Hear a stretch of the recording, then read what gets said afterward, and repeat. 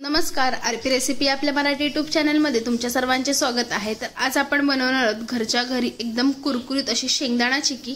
चला तर मग आपण आपल्या रेसिपीला सुरुवात करून घेऊया। इथे आपण कढई सुद्धा गरम करण्यासाठी ठेवलेली आहे। कढई चांगली तापवून द्यायची आपल्याला आणि कढई सुद्धा आपली चांगली तापलेली आहे। त्यामध्ये आपण हे 1 वाटी शेंगदाणे घेतलेले आहेत, ते चांगले भाजून घ्यायचे आहेत आपल्याला। तुम्हाला जर जास्त चिक्की हवी असेल, चिक्कीचं प्रमाण जर तुमचं जास्त असेल तर तुम्ही 1 वाटीच्या ऐवजी 2 वाटी शेंगदाणे घेतलेत तरी चालेल। पण तुम्ही जर 2 वाटी शेंगदाणे घेतलेत तर मग गुळ पण त्यासाठी तुम्हाला 2 वाटीच घ्यावं लागेल।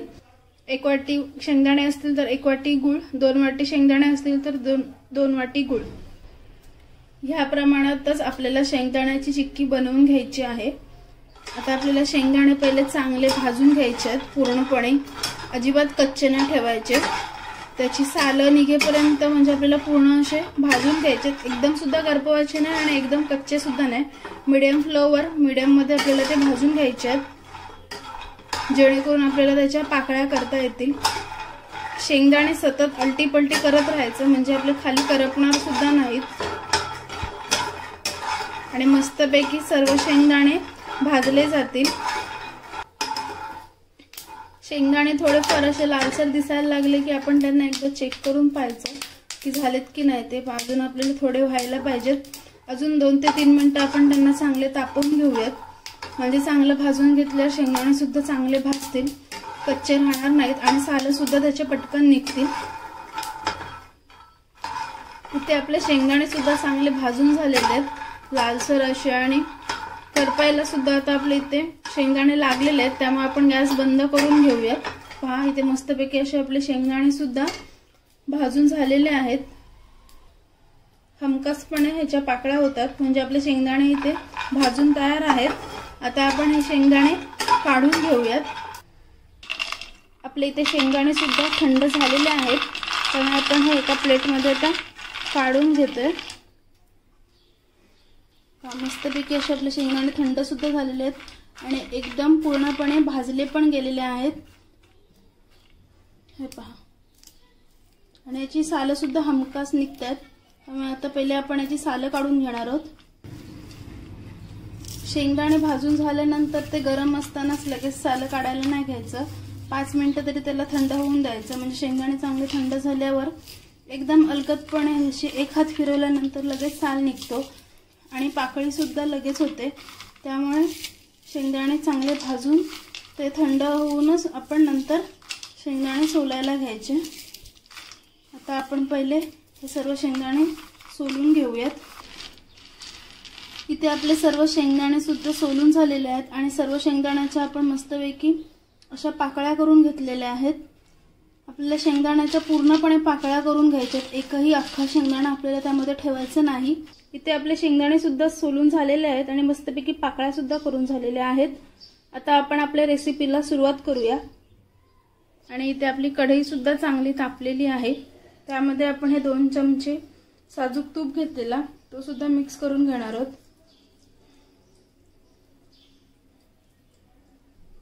त्यामध्ये आपण 1 वाटी गूळ मिक्स करून घेणार आहोत।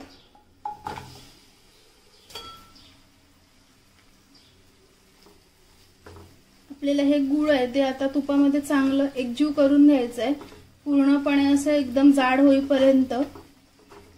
म्हणजे जसं आपल्याला चिक्कीला गूळ लागतो एकदम कडक असं, तसं होईपर्यंत आपल्याला गूळ कडक करून घ्यायचंय। कडक म्हणजेच आपण त्याला चेक करू पाण्यामध्ये टाकल्या जर गुळाचा आवाज आला तर मग आपला गूळ चिक्कीसाठी तयार झालेला असेल। त्यामुळे आपण मंद गॅसवरच 4 ते 5 मिनिटं गुळाला चांगलं उकळवून घेणार आहोत। पूर्णपणे आपल्याला गूळ उकळवून घ्यायचा आहे, म्हणजे पूर्ण असा वितळला ना तरी पण त्याला असे एकदम जशी बुडबुडे येतात ना तसे बुडबुडे येऊन द्यायचे पूर्णपणे।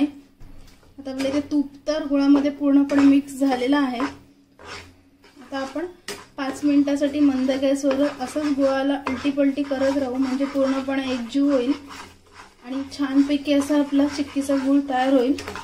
गूळ कडक करण्याच्या नादात आपल्याला गूळ करपवून नाही घ्यायचा। गुळाचा एकदमच वास यायला लागला तर पटकन गॅस एकतर बंद करायचा, नाही तर त्यामध्ये शेंगदाणे ऍड करायचे, नाहीतर मग चिक्कीसाठी गूळ तयार करायच्या नादात आपण आपला गूळ पूर्णपणे करपवून घेऊ। इथे आपले 2 ते 3 मिनिटं झालेले आहेत आणि आपल्या गुळाचा सुद्धा कलर चेंज झालेला आहे। आपण परत एकदा आपला गूळ तयार झालेला आहे का पाहूयात। पहा, इथे आपला हा गूळ सुद्धा तयार झालेला आहे। असा गूळ तुटायला लागला की समजायचं आपला गूळ तयार आहे शेंगदाण्याच्या चिक्कीसाठी। आता आपण ह्यामध्ये शेंगदाणे सुद्धा मिक्स करून घेऊयात। आपण हे शेंगदाणे चांगले सोळून त्याची पाकळी करून घेतलेले आहे, ते आपण त्यामध्ये मिक्स करणार आहोत। आपण सर्व शेंगदाणे सुद्धा इथे मिक्स करून घेतलेले आहेत, ते आता गुळामध्ये चांगले एकजीव करून घेणार आहोत। एकदम स्लो गॅसवरच ते सुद्धा आपण मिक्स करून घेणार आहोत। गॅस अजिबात फास्ट करायचा नाही, सतत आलटी पलटी करत राहायचं स्लो गॅस ठेवूनच, म्हणजे गुळ आणि शेंगदाणे यांचं चांगलं एकत्रित मिश्रण होईल। आपल्या गुळाचा सुद्धा कलर छानपैकी असा चेंज झालेला आहे। अजून आपण 2 मिनिटं कढईमध्येच शेंगदाणे आणि गूळ मिक्स करून घेणार आहोत। आपल्या इथे मस्त चिक्कीसाठी असं सारण तयार झालेलं आहे। पहा, दिसायला सुद्धा खूप छान दिसतंय। आता आपण हे सारण असंच कढईमध्ये ठेवूयात। आपण इथे हे चिक्की बनवण्यासाठी, म्हणजे ज्याच्यावर आपल्याला चिक्की तयार करायची आहे, त्यासाठी आपण हे पोलीपाट घेतलेला आहे। तुम्हाला हवं असेल तर तुम्ही ताटावर सुद्धा करू शकता। तर आता आपण जे काही भांडं घेऊ त्याच्यावर पहिलं आपल्याला चांगलं तूप लावून घ्यायचंय, म्हणजे ते खाली चिकटणार नाही। आपण इथे तूप घेतलेलं आहे, ते चांगलं आपण पोलीपाटाला पसरवून घेणार आहोत सर्वकडे, म्हणजे आपली चिक्की जेवढी पण मोठी होईल तेवढी झाली तरी सुद्धा ती चिकटणार नाही। पहा, इथे आपण पोलीपाटाला चांगलं असं तूप पसरवून घेतलेलं आहे। इथे आपलं हे चिक्कीचं सारण सुद्धा तयार आहे। आपण ते सारण सर्व यावर आता ओतून घेणार आहोत।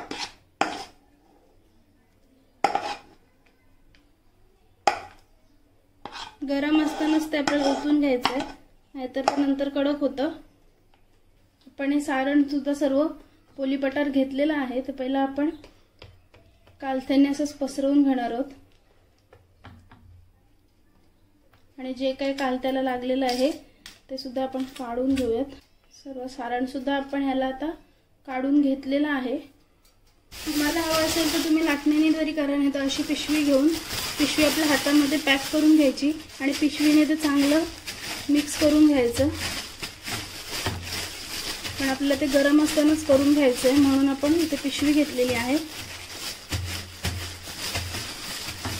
पूर्णपणे असं चौकोनी आपण करून घेतलेलं आहे शेंगदाण्याचं। आपण हे चौकोनी आकारामध्ये त्याचा शेप करून घेतलेला आहे, म्हणजे आपल्याला आता चिक्की करण्यासाठी पण मस्त उपयोगी येईल। आता आपण त्याचे चौकोनी तुकडे करून घेऊयात, म्हणजे चौकोनी आकारामध्ये शेप देऊन ठेवूयात, म्हणजे आपली चिक्की कडक झाल्यावर अलगदपणे चिक्कीचा शेप सुटून जाईल। वरच्या वरच आपण असं शेप दिला ना सुरीने तरी चालतो, तो नंतर ऑटोमॅटिक ती चिक्की सुटून जाते। आता आपण उभ्या लाईन तर मारून घेतलेल्या आहेत, आता याच्या आपण आडव्या लाईन करणार आहोत।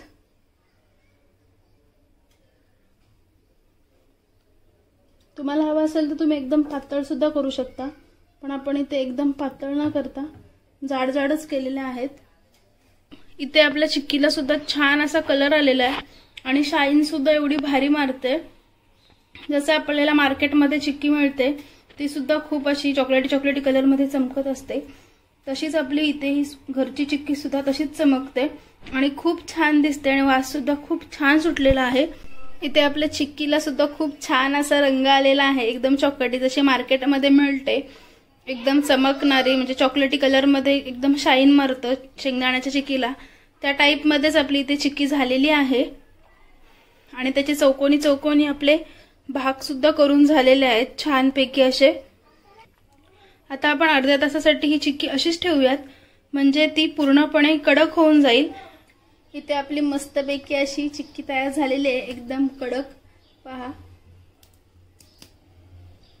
मस्तपैकी अशी चिक्की तयार झालेली आहे। तुम्हाला जर ही रेसिपी आवडली असेल तर नक्की एकदा ट्राय करून पहा आणि कशी झाली हे कमेंट बॉक्स मध्ये सांगायला विसरू नका। आणि अलगदपणे अशा आपल्या ह्या चिक्क्या सुटतात। पहा, एकदम साध्या आणि सोपी रेसिपी आहे। आणि आपण आता ते पोलीपाटाला तूप लावलं होतं म्हणून आपली चिक्की एकदम अलगदपणे तयार झालेली आहे आणि सुट्टे सुद्धा मस्त। इथे आपली एकदम कुरकुरीत अशी शेंगदाण्याची चिक्की तयार आहे। तुम्हाला जर ही रेसिपी आवडली असेल आणि आपल्या चॅनलवर जर कोणी नवीन असेल तर आपल्या चॅनलला लाईक करा, शेअर करा आणि सबस्क्राइब करायला मात्र विसरू नका। थँक्यू।